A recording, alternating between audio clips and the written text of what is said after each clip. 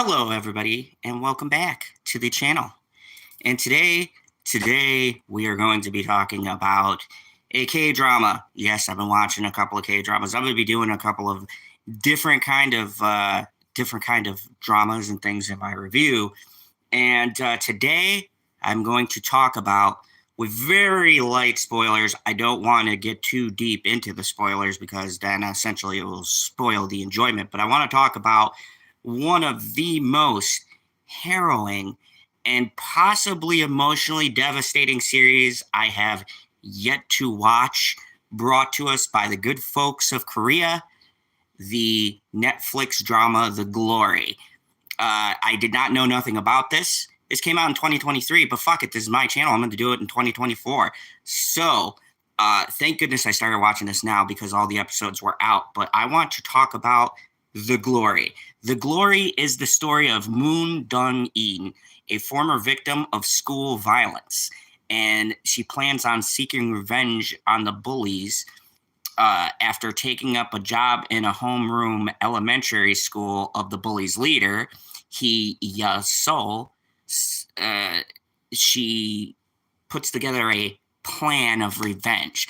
So this is your typical revenge drama type deal, but I think what makes this stick out is the messaging in this. Yes, I said messaging. Now, don't get me wrong.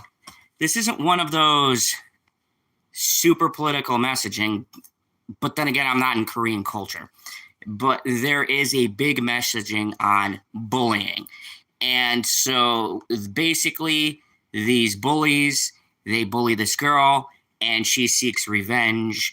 And I've got to do just light spoilers. I'm not going to give big plot details or what the big revenge plan is. None of that. I just want to give a couple of things because I feel like, hey, what's up, Carmel?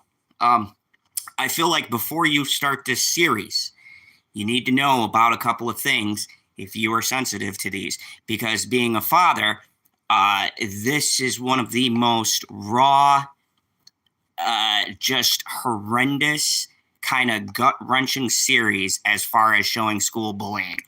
And look, I'm not one, you guys have been on my channel for a long time. I can't stand messaging, but I feel like this show actually does it right, showing the reality of people bullying and what that could lead to. So what is the premise? You have a person in here who is named Dong-eun, or Dong-eun, and she is the victim of these 4 school bullies, or five of them. And she makes a, I shit you not, like 6, 7, 8-year plan to destroy them. And the interesting part about the show is, and I'm not going to ruin it, there is some violence in here, but it's more of, instead of doing a John Wick thing where she's going to kill everyone, it's destroying them because they're all rich people. So, well, most of them. Some of them are not, and I'll get into that when I get into my pros and cons, but she wants to destroy the structure, their family, friends, influence. So she's killing them in a very public manner instead of just outright killing them. She basically concocts this plan to destroy these people as far as reputation and just status and friendships and their family. Like, this is a long con. So the thing I wanted to talk about is the thing that makes this series so impactful and very unique to me is 2 very important things. And I might as well just start with my pros right away. This show has the most interesting bad guys. And what I mean by that is this gets into the mindset of bullying, the hierarchy, even within the group of bullies. So you have 5 main bullies here.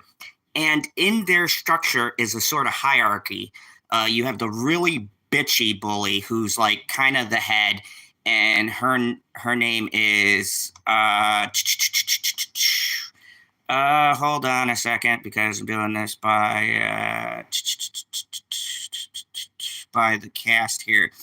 Ha D or Jun Jan or Jun, which is the main bully, and she is like the queen bee, the main person who starts all of this shit. And then you have these other different bullies within this group. And don't worry, there is a subtitle version, but you can watch this dubbed. The dub is actually not half bad. You get used to it after a while. I did watch both versions. But this not only deals with also bullying, but it also tackles domestic violence as well, as to one of the people that Dong-eun recruits is an abused housewife. And so that's why I say before going into this, you definitely want to give some light spoilers with what it tackles, because I feel like if those are issues for you, this is going to be a very tough show to watch. This was one of those shows that, especially the flashbacks of when she is younger, because the first 3 episodes are chronicling the bullying that Dong-eun goes through in her high school, and it is fucking atrocious. And this is where my light spoilers come in. She is burned with a fucking curling iron. They literally burn her from head to toe. They take her stuff. They go to her fucking place where she's living and they bully her. Like, these kids are little vicious fucks. Now, where I think this story really breaks up what could have been a very generic kind of revenge tale, the bullies themselves get more layers and depth, but when they grow up. Oh, yeah, has Kim Jong Al has a part, LOL, yeah.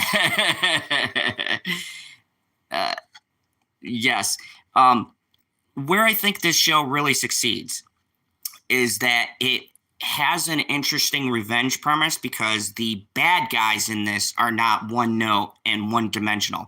I actually found the villains quite fascinating in this. I know my name's General Zod. I don't always lean towards the villain, but I found it interesting because in revenge dramas and typically K-dramas in general, the villain characters are very generic. And don't get me wrong, there's a lot of generic characters, but the actors and actresses really elevate this. There is a character called Lee Cherie. She is a member of a choir. She's rich, but she's also a heroin addict. And this bitch is fucking insane. Like, even out of the main bully, she's like super fucking like crazy. Only like the main bully is like the craziest. And like I said, this is light spoilers. I'm not going to spoil everything because I want you guys to unravel the mystery as you watch it. But the lady who plays her puts in the work, and also the other person who puts in a lot of work, the person who plays yeon-jin, she is absolutely fantastic.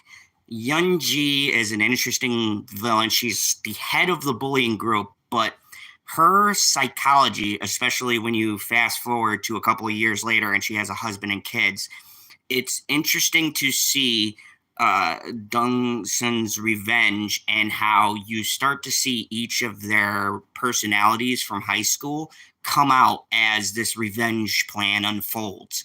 And I found it fascinating because it's an interesting case study of, does a bully actually change, or as they mature, do they learn to hide the inner part that they have inside of them to where the public doesn't see it? But there's certain scenes and flashes within this show where yeon-jin kind of shows her bitchy side in these like little sharp pointed comments and things. There's, for instance, this lady at the news desk. She's younger. She's trying to take her spot because at this point in the show, she's like 35, and she basically bitch slaps her in front of everybody, and she's so rich and powerful, nobody does anything to stop her. And I think this show works on 2 fronts. It shows people's unwillingness, especially for someone who's powerful, to say or do anything about it. And this is like not anything foreign. This is a big problem in the school districts and things like that. And it really tackles, there's a horrendous scene in this. that just had me almost have to turn away because of how raw and emotional the scene is, where the young Dong-eun does all the right things and she reports this abuse and she reports the teacher who ignores it, and the teacher smacks the shit out of her in front of the whole entire faculty. And this isn't foreign. I heard these things happening. This is a real thing. There's a real problem with people ignoring these issues. And we're not talking, this is a public school setting. These are these private schools, and where there's a lot of classism. Now, I don't know much about Korea. I don't know what the social structure is, but I get a sense that a lot of the other stuff that's in this has heavily to do with Korean politics and the pressure they put on the kids and shit like that. But it was just downright really, really tough watch for the first 3 episodes. And that's why I want to kind of give a little bit of spoilers for this, because you do need to know the violence, especially towards the kids, is fucking raw. It does not cut away. It does not shy from showing the subject, especially when she's being burned as a kid. They fucking show everything in detail. There were even some scenes where I thought they were going to go a little bit further. Thank God they cut away. Also, they sprinkle this through the runtime of the show. So you're always constantly reminded, or she flashes back to a section that a bully did. And if this shit is happening in schools, fucking what the fuck is going on in Korea? These guys need a fucking hug. Jesus Christ. It's gotta be the worst fucking bullying I've ever seen in my life. Now, here's the crazy part, and I looked this up. These are based on actual cases. Now, the show isn't based on any true events, but the things that happen to the main protagonist are from actual articles from the school. I looked them up. It's a real thing.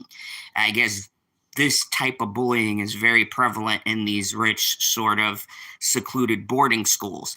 And that is fucking horrendous. And just for that alone, people should have a good awareness of that, because people bitch about our school system. Jesus Christ, man. These kids is wild over in Korea. Yeah, it's crazy. Thank you, Cromwell. I agree. But my pros are that this show very unapologetically shows a lot of shit that I think American shows wouldn't have the balls to show.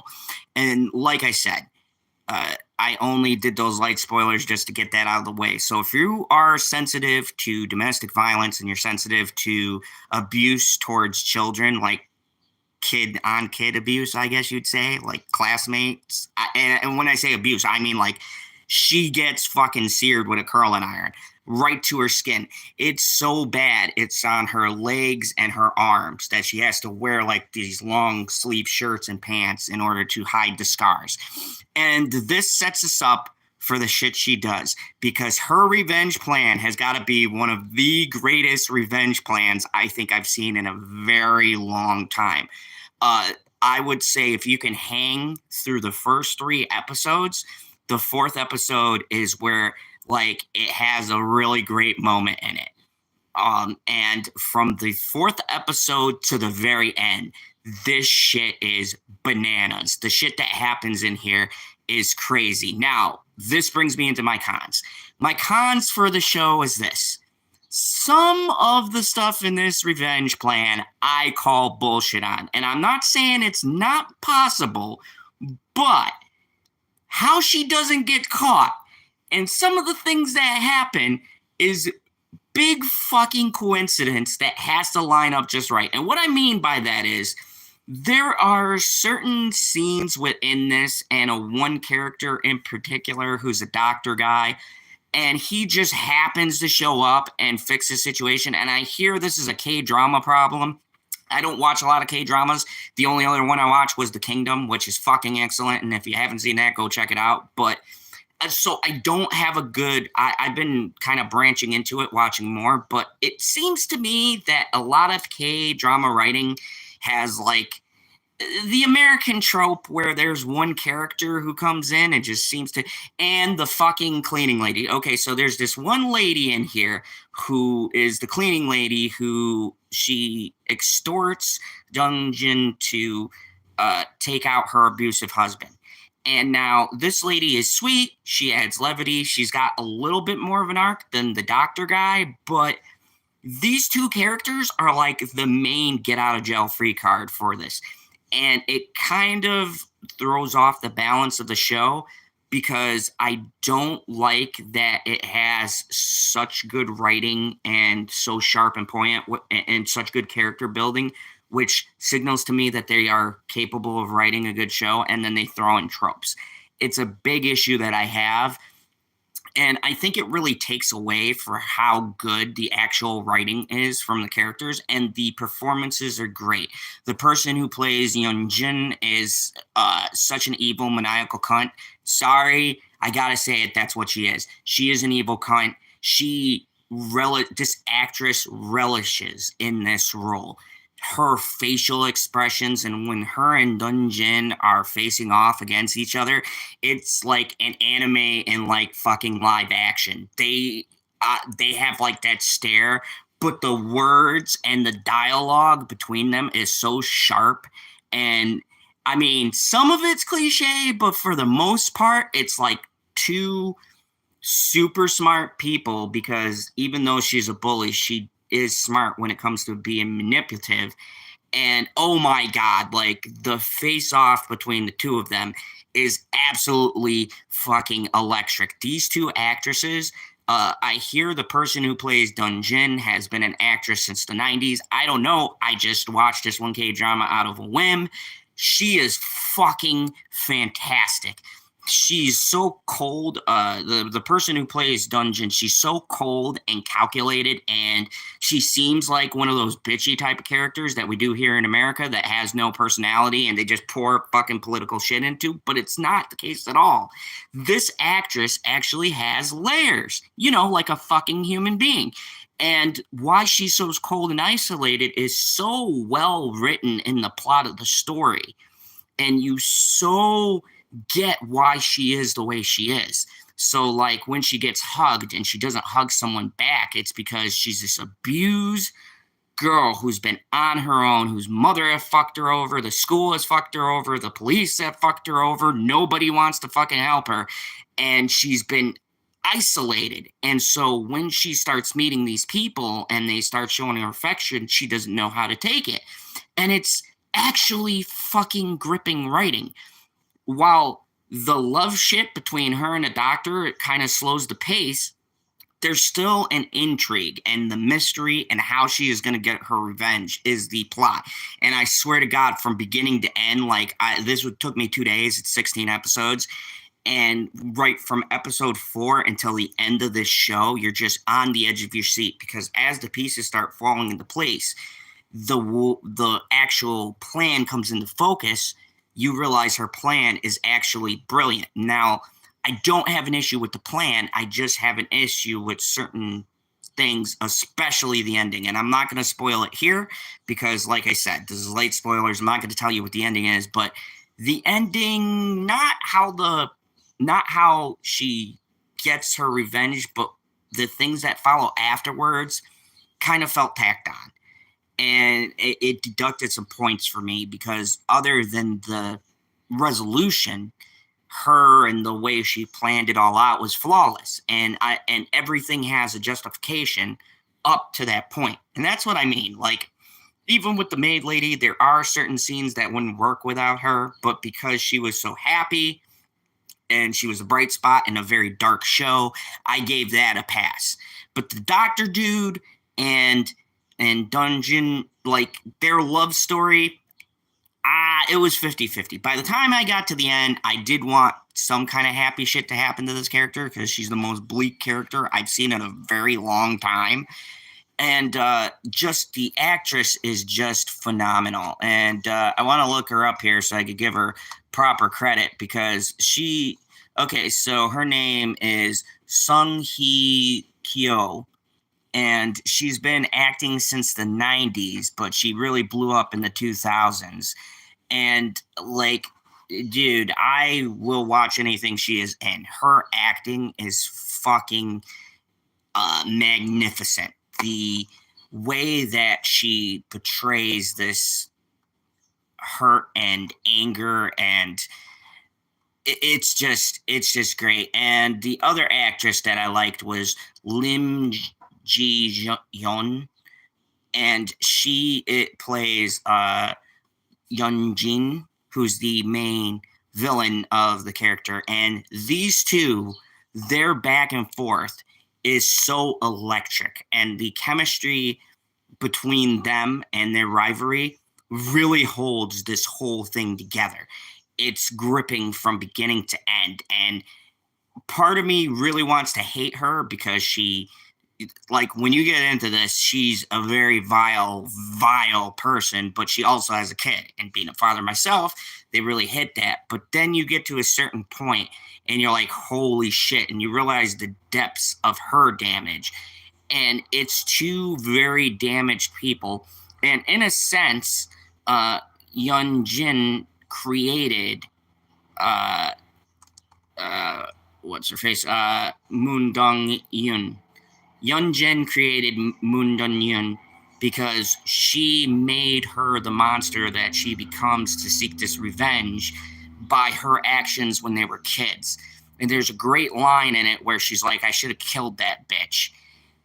And in a sense, yes, she should have killed her because when the shit goes down, oh my God, definitely check it out. The Glory was a very interesting show. I'm going to give this a 7 just because the ending really does take away. Now, I'm not saying you're not going to enjoy it, and I think the ending had to happen the way it's happened because it's such a dark show that you need some kind of fucking happy resolution, and I get it. I just felt like it didn't fit the character, and if you watch it, you'll see what I mean. But the ending they give her, I felt didn't fit what really would have realistically happened. But those gripes aside, this is a very ballsy show. It's very brutal and it's in your face. And I think it brings awareness to a problem that most people don't want to talk about, which is these upper class people and these kind of private schools and the fact that they can get away with this crazy shit and nobody fucking cares. And I like that because I feel like that is a relevant thing to talk about. I have a kid, and I'll tell you right now, if this shit happened to her, I would fucking kill those little pricks. But I think that this is a really great show to illustrate the damages that kids can suffer from violent, and I'm not talking about normal bullying like people talking shit. I mean violent, gross, disgusting, tormenting other people. And this literally shapes this poor young girl's life. She literally lives for fucking getting revenge. And by the time you get to the middle of this, you're like, yeah, fuck those guys. And I think that it's really tough for a story to get you on the side of the person who has to get this revenge because she is out to fucking devastate these people. So I think she does that job. My only issue with this show is a forced love plot, and two of the characters are way too OP in this show. They are literally a fix for some problems that she should not get out of. And I know I'm being nitpicky, but that's why I review, because you do have to be critical, and I do have to call bullshit when there's two fucking characters that fix a problem that really should have gotten her in trouble. The third problem, I could let that pass because it was within the context of the story. But there's two, and you'll see them if you watch this show, there's two very big points in this show where she should have not come out on top, and she does simply because the characters exist. And that's my only issues. But honestly, this is a great fucking show. And if you can handle watching some of the really raw scenes that they show in this, I think it's worth a watch. I hugged my daughter after this show and told her how much I loved her. It's one of those ones that will make you really think. And I respect that. I respect Netflix for bringing these international shows. I'll be reviewing a Paris show called Furies, which I'm in the middle of watching right now, which is fucking so far spectacular. So I will be back to do a review on that. But this is really good. I've been happy with 2024. And I don't give a fuck this came out in 2023. I'm going to review it in 2024 because all the episodes dropped last year towards the end of the year. So fuck it. It's my channel. I'm going to count it in 2024. Watch The Glory. It's a good show. Trigger warning if you have issues with some scenes of domestic assault and some scenes of child abuse. And I mean by other kids, not adults, but like kid on kid, borderline fucking criminal abuse, then this show might not be for you because I tell you right now, they fucking get into it. They don't pull punches. They show everything. It is very hard to watch. And as a parent, if you're a parent, you're going to be fucking pissed. But I think it's necessary to show you why she harbors like a 20-year grudge. So I say definitely give it a try. Chromo said, I got lost in the names of the actresses. It's hard to understand them. A series with a message that's unnecessary. Yeah, that's necessary, or that is necessary. Yes, definitely check it out. If you are into K-dramas, this might be, and don't get me wrong, I am not the fucking, like, man when it comes to K-dramas. I've only watched one, and that's Kingdom. And I only watched it because it's a zombie show. And I saw All of Us Who Are Dead, that as well. But this is like my third K-drama that I've watched. And I gotta say, they're fucking killing it in Korea. So good job, guys. Keep it up. Check out The Glory. Thank you guys for tuning in. In the comments below, let me know. Have you watched any K-dramas? Do you have any suggestions for me? Because I'm just kind of getting into this. So drop any that I might be interested in because, hell, I think their soap operas are better than ours. They got, like, language and violence and all sorts of crazy shit. Like, they know what to do over there. Like, it's like The Young and the Restless, but, like, on steroids. Anyways, God, I'm fucking old. Hopefully you guys get that reference. Or The Bold and the Beautiful. Never mind, okay? I have layers. I was bored when I was injured. I watched some soap operas. Everybody does, God damn it. Anyways, in the comments below, let me know. Have you, do you have any K-dramas you can suggest to me? What's your favorite K-drama? And have you seen this show? What are your thoughts on the show? Do you think they go too far? Do you think it's a little bit too edgy? Anyways, thank you everybody for watching. I will be back later with my review on Furies, a new Netflix original based in Paris. And I gotta say, right now I'm about 4 episodes deep out of 8, and it's pretty interesting. So hopefully it doesn't fall apart. Anyways, thank you everybody for watching. Hit that like, share, subscribe, and remember, there is only one rule. Here in the Fandom Zone, kneel before General Zod.